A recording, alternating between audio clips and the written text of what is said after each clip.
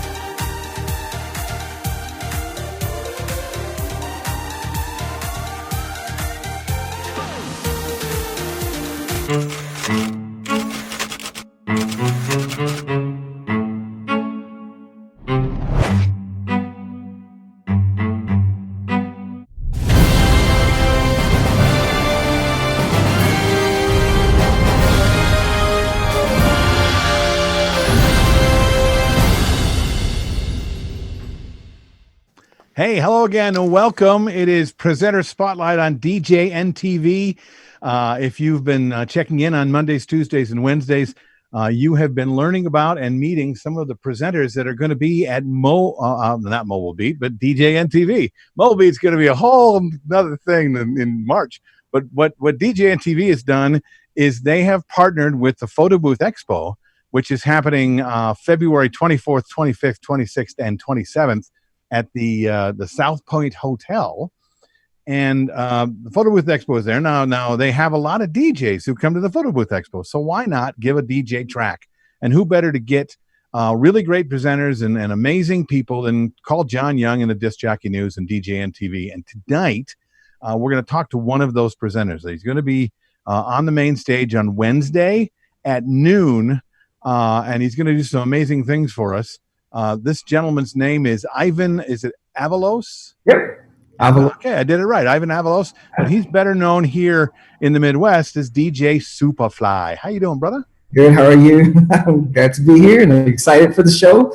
We got about 3 weeks, right? About before we can, show. Yeah, we do. I should probably go to the dry cleaner, pick up my suit. I haven't picked out what I'm going to wear, so I'm going to concentrate on what I'm going to talk about. just surprise us, man. It's going to be great. So I want to know: are you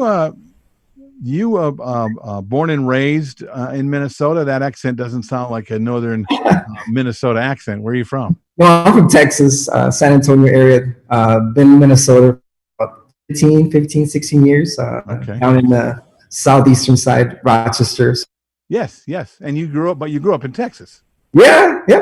Okay, so when did you start DJing? Was it while you were in Texas? It was more of a breakdancing type of thing, right? We used to breakdance, and we used to be in the travel competition battle type of vibe. So Texas was a very big thing about it, and sure enough, when I moved up here, decided to keep it going. Started a crew in Minneapolis, and we had. Okay, wait! You can't just jump past that and not talk about. Well, how old were you when you decided you wanted to break dance?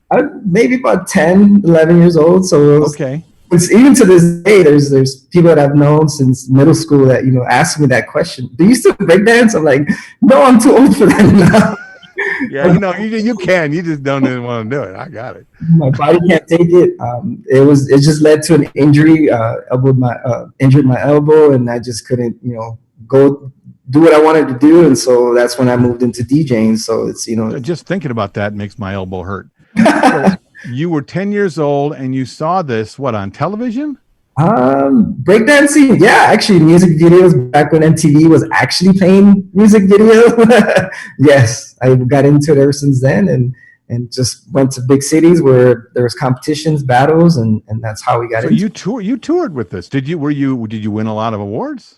I kind of did. We were sponsored by Spencer Shoes at one time, so we ended up doing a few commercials for them down in the Oh Texas. my gosh, you actually had sponsorship and everything. Yes. Okay, so now wait, you got commercials? They got to be out there, right? I mean, you found them. Well, it was back in the era where there wasn't any cell phones. Oh, okay. So even my parents, they wanted to record it, but they couldn't know how to control the VCR. So yeah. But it was a great time. It's probably out there somewhere. We just do a little search, and I'm sure we can find it. Yes. So now you had an injury. When did that happen? That was maybe 16, 17. 16, and then you're still in Texas, or had you moved to the cities? I had moved up here. Okay. Actually, I fell on ice. Can you believe that? I literally slept. The breakdancer slipped on ice. Oh no! I was literally going to the studio to practice, and outside there's a big patch of ice.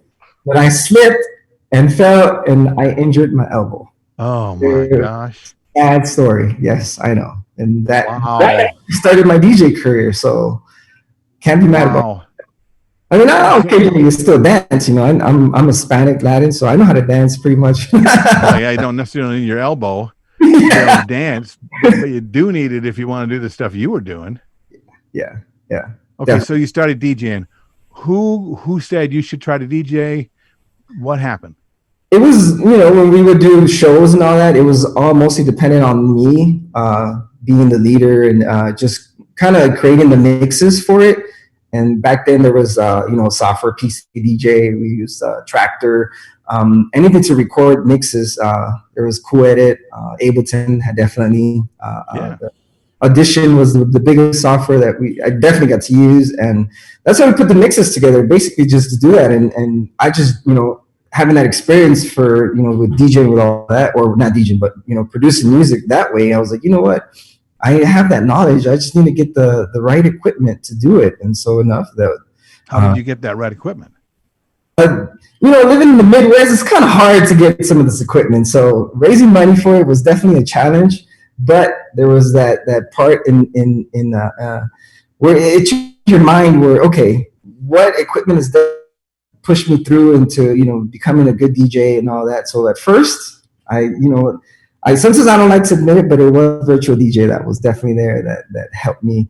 Because I have back then, there was no sound cards, there was no way of mixing, listening to the output, the cue and all that. So virtual DJ was definitely one of the first softwares that I was able to DJ. And just sitting here, I'm literally in downtown Rochester, just a couple blocks away is where we actually had our first club gig. And that's literally where I started using virtual. So your first gig was a club?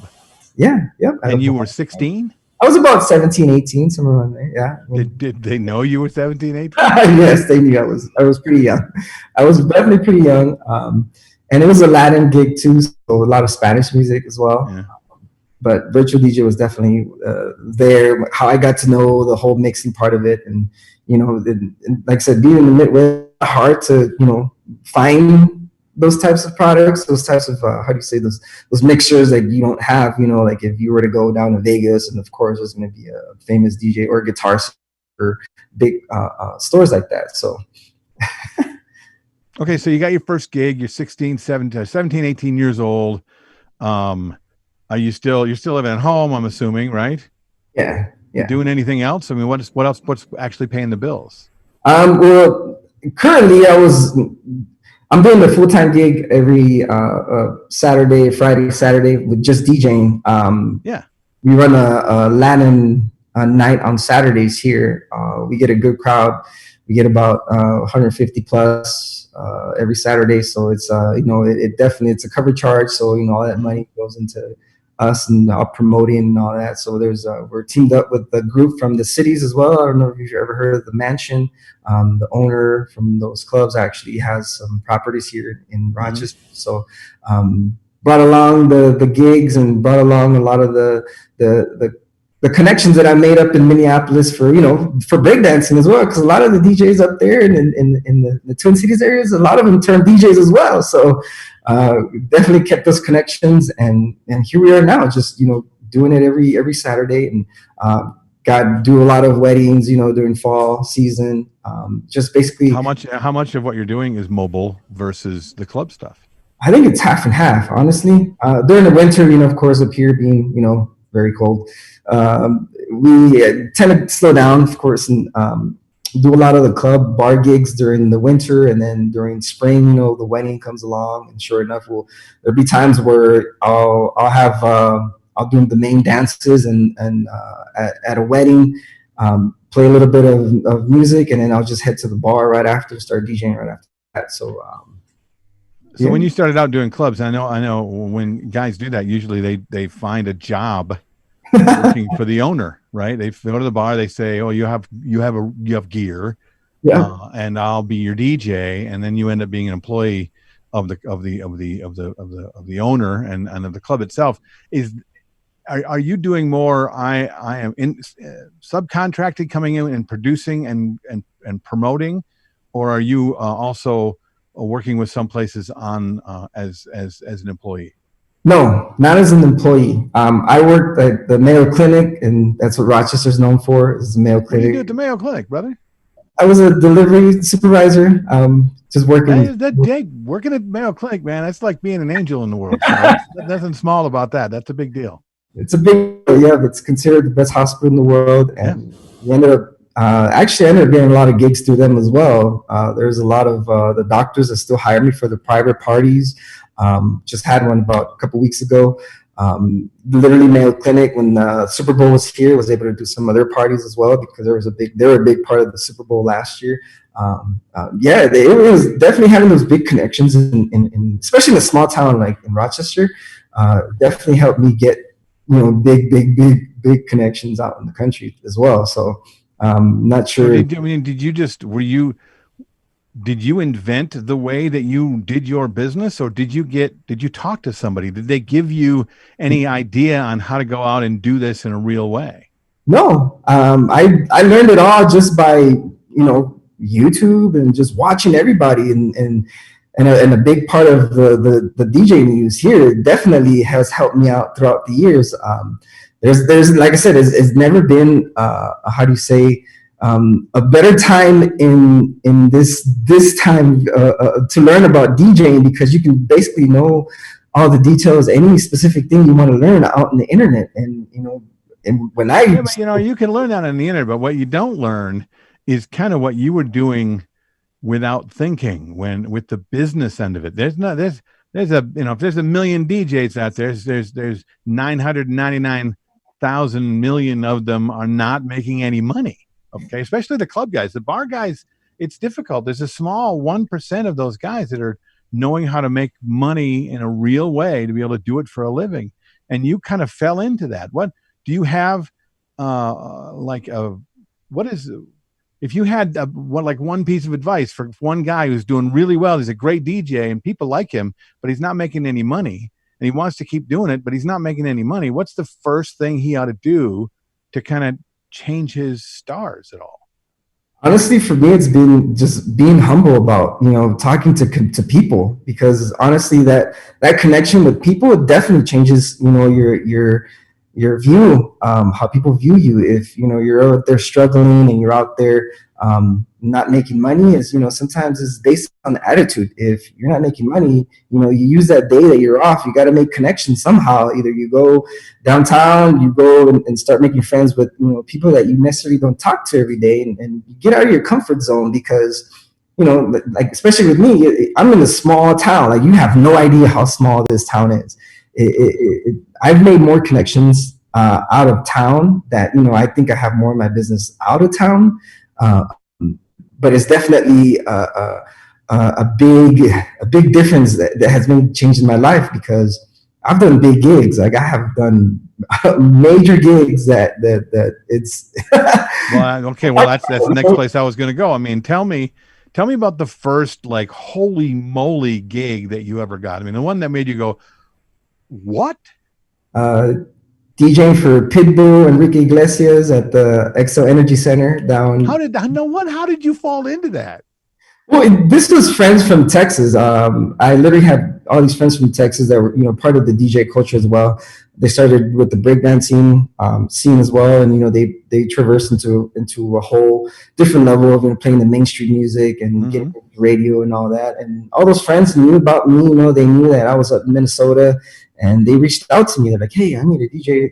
That's they can't they couldn't make it. I can't remember what it was, but they couldn't make it to the Minnesota trip, so they asked me, they reached out to me and they asked me, "Hey, do you want to do this gig?" And this was literally like a week before the show. And I was like, "Okay, sure." And, I wasn't really scared or anything. It was more towards, I want to bring my family. My family would definitely enjoy this. And honestly, I had the time of my life that night. It's not necessarily because I was DJing or playing in front of thousands of people. It was more because my whole family was able to join me, to be backstage, to comfort me, to be to be able, to just have that experience. Because to this day they talk about it, and that was definitely a big game changer for me.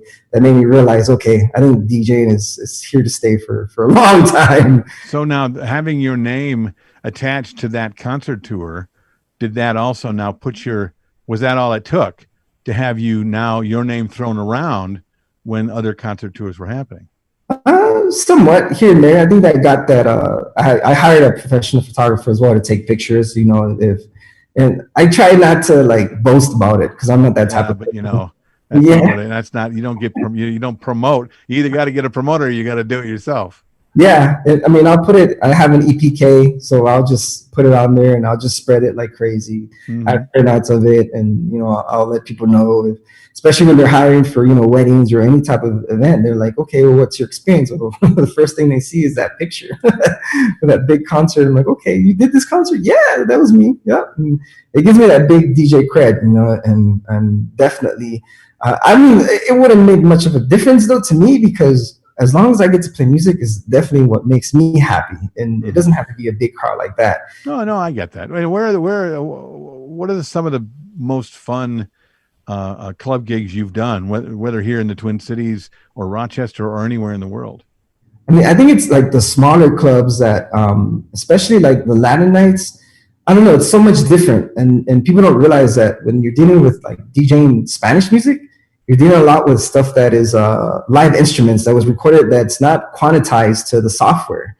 And that definitely is a big it's when you're using the software, there's no sync to that. You cannot sync this type of music because it will go out of whack. And there's certain features in Serato that allow for you to actually beat match correctly.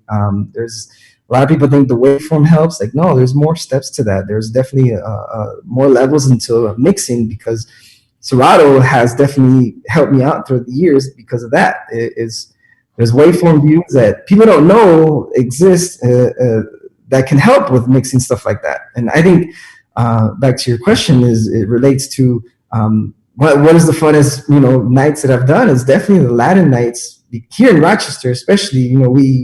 We try to host them like small bars. It doesn't have to be big, and the smaller the better, because it just looks more, I don't know, it gives it that feeling where it gets crowded and it looks packed, in this sort of way. But you play all types of music. There's music from all around. There's genres that is definitely a whole nother level, as you've experienced for the Super Bowl. Latin music, there is so much music, and it's universal. Especially here in Rochester, because there's a lot of doctors that are stationed here from just all around the world that are here to practice medicine to take back to their country. They want to have a good time, so they don't really have a place to go to except there's bars, play the usual English music, and I'll get a doctor here and there where they're from Argentina, and can you play this song for me? I was like, okay, yeah. I'll play their song, and it makes the night, and that's what excites me, is that I'm able to do that for them to feel comfortable, in our venue, and make sure that everybody feels welcome. Not necessarily, we're gonna pick people and kick them out. No, this is pretty much an open format type of thing where it gets people excited. So, well, and it's an interesting that the niche you have the most knowledge in, or at least you had the most knowledge in when you first started, was around a community that has been growing exponentially in the southern Minnesota area, like crazy. And whether or not you saw it yourself when you started to DJ or not, and even when you were breakdancing, where you probably were, because of your ethnicity, were mixing in those flavors for yourself in and around the breakdance, even though you've got what you have for breakdance. So just that flavor of niche that you're able to share with an audience full of people that doesn't make it, oh well, there's this and then there's that. Yeah. You really, if you're going to do something like what you're doing, and because you're so successful, what I'm sure you're doing is finding a way to make it as universal as you're talking about. Yes. Literally anybody can come in and have a great time without worrying about, well, are we going to do this style of music or that style of music? Really about energy and love and joy and excitement. I'm probably paraphrasing a lot about what you're doing, but it's like I said, it's definitely gotten me to a lot of places that I've never imagined that I'd be. And like I said, it's one of the biggest part of it is just being a humble person, And do you find that because you are because of your Latin ethnicity, and because you are so good and knowledgeable with the style of music that you're playing and doing the Latin nights, that people niche you into that? Do you know what I'm saying? They wouldn't call you for something else? Yeah, I mean, I get calls just for do lots of different parties, not just Latin music. And again, that's one of the things that why I came up with the name SupaFly, DJ SupaFly, is because it can be a mixture of everything. And especially here in Rochester, you get a mixture of people. It's going to be all types of people. And when you play, well, especially when I play like at any bars or clubs here, I get to play everything, and they know that being an open format truly means jumping into other genres. So not only am I playing Latin music, I'm playing African music, I'm playing Bollywood music, I'm playing genres from all across the world, and it definitely is, like I said, it's a big game changer for me. Because I understand the music, the Latin music, where it comes, how it's played and how to correctly mix it. Like salsa is probably the hardest one to mix because there's so many instruments in it, and a lot of people can understand, when different to drop it. Different syncopations, all kinds of things. Yes, it's very, very hard, but once you get it down, it's definitely. And like I said, a lot of it goes down to the software, and I think with Serato, it definitely helps with that. And it's one of the teasers that I want to put out there, is that one of the things I'm be teaching for Las Vegas is definitely going to be that is how do you distinguish and when to mix, especially when there's songs that are not quantized, and how do you go into using just your, like nowadays everything's visual, so of course you got to concentrate on the waveforms, but it's an extra help. But how can you combine both, where it's also the audio mixing in your ear? It's your feel, it's your heart, it's your rhythm, all of those things that we had to do before there was Serato, before there was waveforms. Yes, definitely. It's interesting that you still are working that skill when so many young men and women are starting in the world, and it's like they don't know a world without it. Yeah. I mean, have you had opportunities because of your expertise and because of the bit of quantifiable fame that you got doing the couple of concerts you did? Have you had the opportunity to be reached out to do things outside of the country? 4th of July, when was it? A couple years ago, I was DJing for the Royal Caribbean. It was for scratch events. They also hired me. It was many years ago. They're the company based off New York that do a lot of the retail gigs, a lot of those stores, and they like the fact that that turntables. Again, another reason too why, and that's me. I like to mix with turntables, and like I said, it doesn't really matter as long as you know how to use the software. Is definitely, I've mixed in both, but one of the biggest ones that I was out to reach is to definitely mix out in the Caribbean Sea, 4th of July, 2017. So that was definitely a big one, another big one. So, well, with the little bit of cred you have now, you should probably talk to some of the guys that are playing, the big clubs when you come to Vegas. Talk to some of Talk to some of those guys. Find out who their managers are, because I think the next step for you is probably going to be having a promoter and a manager who can get you into Ibiza, who can fly you around the world, who can take over at Hakkasan for a month while what's his name takes his trip, and wants to go out of town. I mean, if I mean, this is the niche you've created, and this is a beautiful, well done niche. Your energy is great. Your personality is wonderful. I think your next step is a couple of great introductions to the Calvin Harrises of the world. And ain't as tough as you might think, brother. Yeah, I'm trying. I just made the decision last year to go full-time DJ. Part of that, I'm a full-time dad during the week. We just had a baby, so. Congratulations! When did that happen? Well, that was a couple of years ago, and still though, I mean, that's a couple of years ago. Two-year-old is still like having an infant. Come on. Yeah. So that's an infant that can run. And that literally is what made me change, my mind into the DJ game is, okay, I need to concentrate more on what I'm going to be doing in the weekends, because I have somebody, watch her during the week or in the weekend, and I could literally just train her, do everything that, a good parent would do, I guess. And so I gave up pretty much everything. I was able to not necessarily sacrifice, but to help out. My wife also she went to school, she studies, she's a phlebotomist now. So she's working. Cool. Yeah. She literally starts a full-time job tomorrow. Wow, that's really exciting. It was a lot of sacrifice, but it's definitely, like I said, it's one of the things that definitely has helped me out, especially having that DJing part of it is. Well, I've heard this, I think I've talked to thousands of DJs over my lifetime with the training that I've done and the teaching that I do. And I'm like 115 years old, so I've talked to a lot of people, and usually, and just about every one of them has the same story about when they went, I'm going to start taking this seriously, and it's about the time that it's not necessarily kids or wife, but it is the time that they realize that they are now no longer responsible for just themselves, and that's when they go, oh, adulting, okay. Right, and that it sounds like that's kind of the epiphany you had as well. I mean, and entertainers, DJs, we're doing this, because it's fun.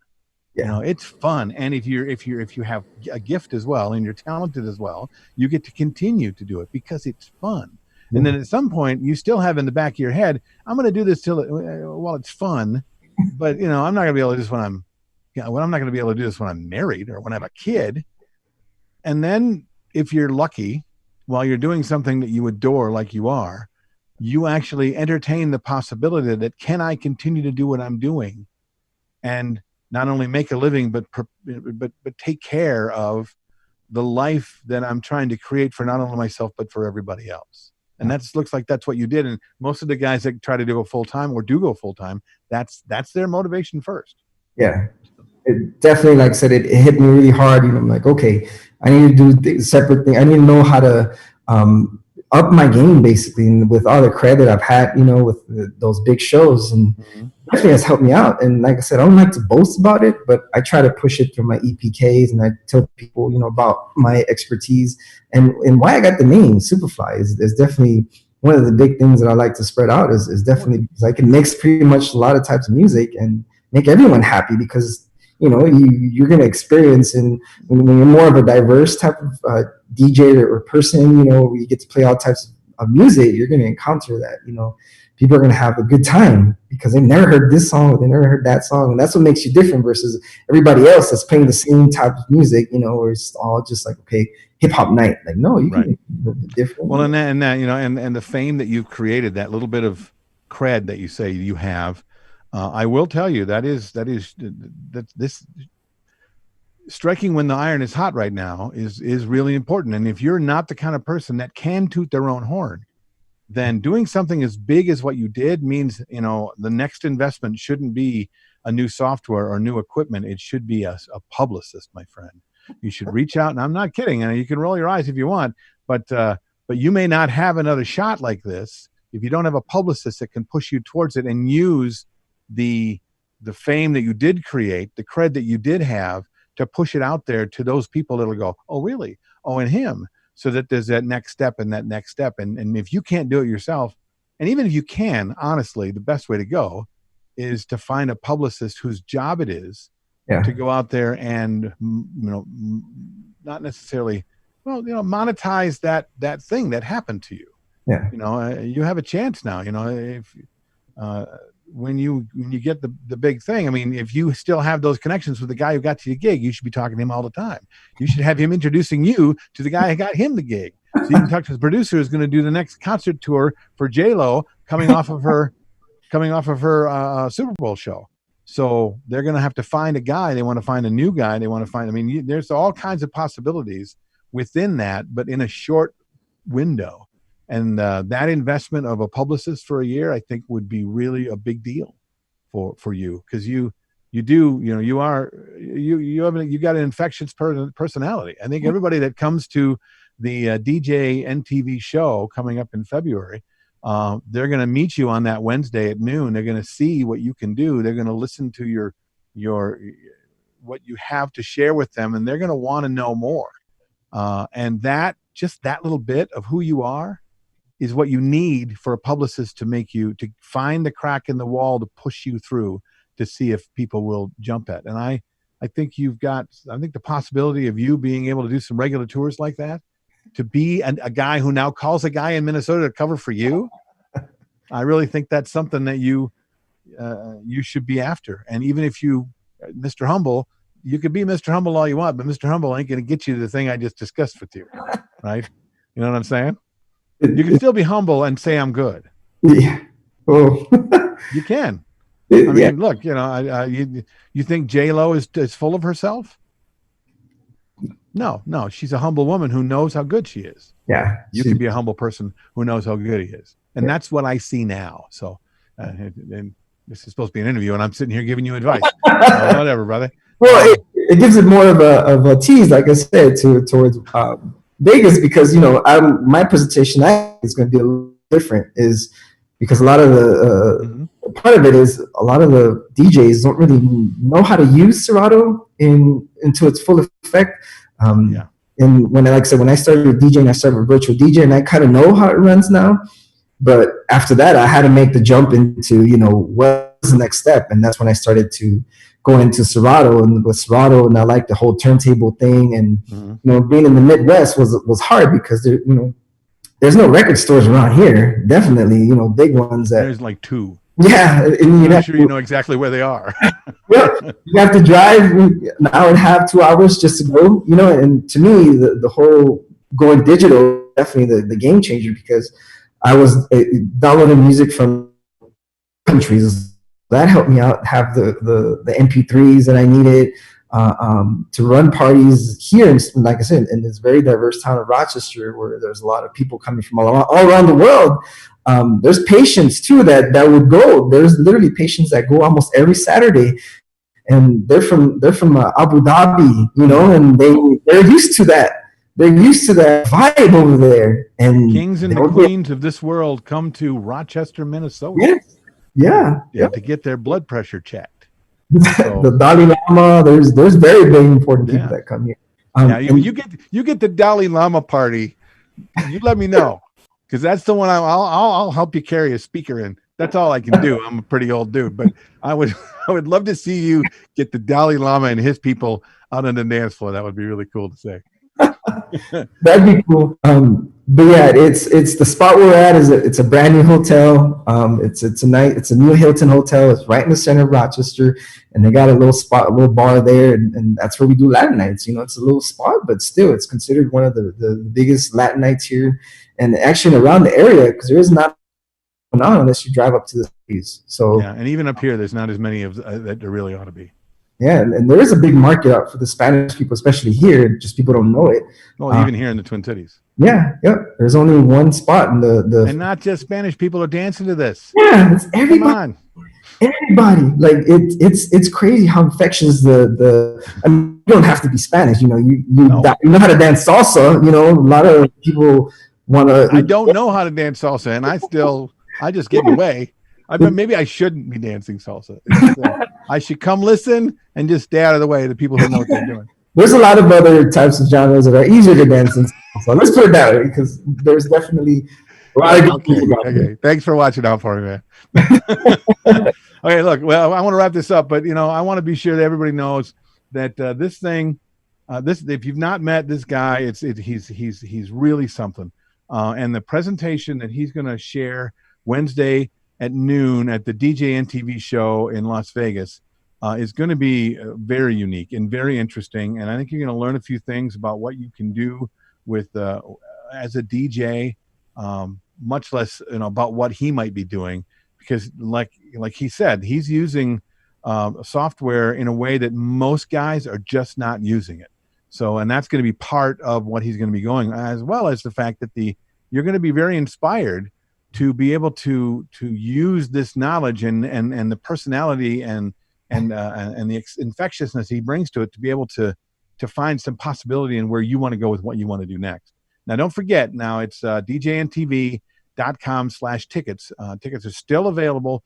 There's still pretty inexpensive flights out of the Twin Cities. The last time we checked, I think you can get there under $100 one way. So that's crazy to go to Vegas right now. But if you'd have to do it pretty quickly, because pretty soon those tickets are going to start going up, just because that's the way the airlines work, right? And Tuesday nights are usually the nights that you're going to get the best deal. So if you're listening tonight, go check now. It's February 24th, 25th, 26th, and then it ends on the 27th. It's at the South Point Hotel, a great hotel with some pretty inexpensive rates as well. So a pretty inexpensive way to go to Las Vegas and to hobnob with some really interesting people and have a lot of fun and be able to write this sucker off. I mean, come on, guys. There's no reason why not to go now, except that you're just going to sit at home and wonder. Trust me, on the 28th, you're going to be going, oh man, I should have gone to that. You're going to see all of this stuff online. You're going to go, oh my. And in fact, I know a lot of you have done that with every conference that's out there. You've seen it on Facebook and gone, man, I got to go. Well, stop saying that. Just go. And while you're there and while you're checking this out on DJNTV.com/tickets, look into the special classes they're going to have, the Master Mix classes, the Mastermind classes they're going to have. They're very inexpensive when we've got 4 guys that are doing some amazing things, and it makes this value even more. So tomorrow is Wednesday, and I know we got some other presenters tomorrow. That'll be John's going to do that for you tomorrow for this presenter spotlight. But of course, I'm sure I'll see you next week. I'm Bill Herman. Thank you, DJ SupaFly, for being a part of this, and we will see you all in a couple of weeks in Las Vegas. Bye. Thank you, guys.